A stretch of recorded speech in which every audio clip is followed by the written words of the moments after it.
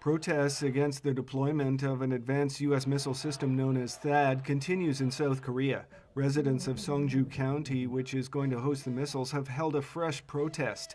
They've been rallying in front of the government building in the area every night for the past 10 days to condemn the move. The deployment has become a lightning rod for new tensions in the region, with China and Russia strongly slamming the move. U.S. claims that THAAD deployment is meant to combat the threat from North Korea. However, many experts question the effectiveness and motivations behind the deployment. 중국과 러시아들을 더 That deployment is pushing China and Russia further away from us and destroying our diplomatic relationships. That situation doesn't help inter-Korean relations either.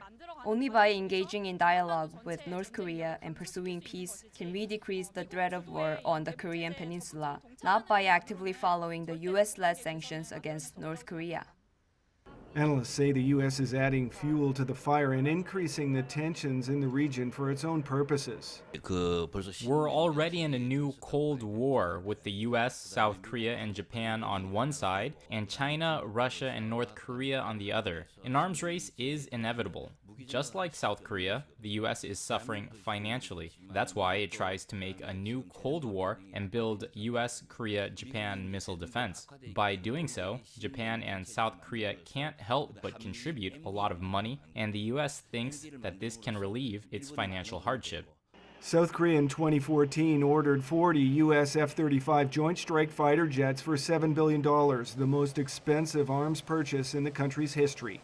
South Korea's military spending has increased 37% over the last 10 years, to currently rank as the 10th highest arms spending country in the world.